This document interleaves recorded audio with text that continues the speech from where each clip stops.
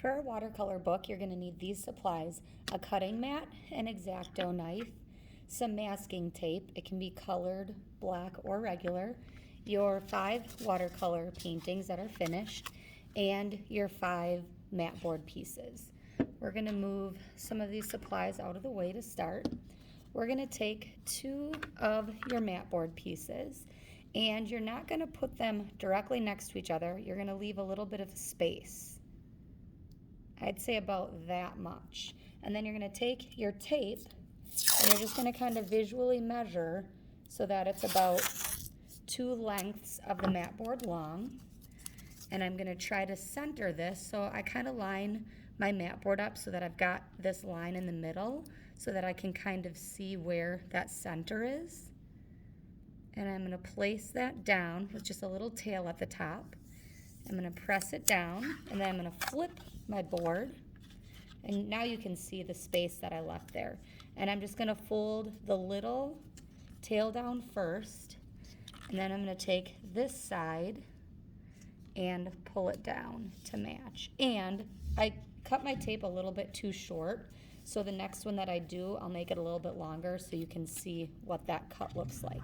You want to make sure you have enough space so that you can easily bend and fold your book like that. I did a demo a little bit earlier where I put the pages really close together, and you can see that the tape is starting to crack, and they don't really want to stay closed because I put those too close together. So you want to make sure that you tape them a little bit further apart so that it closes nice and flat. So I'm going to continue this with my next pieces.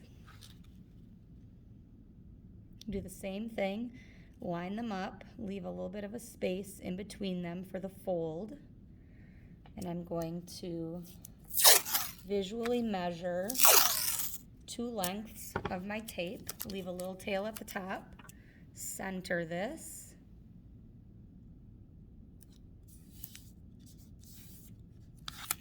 flip it over.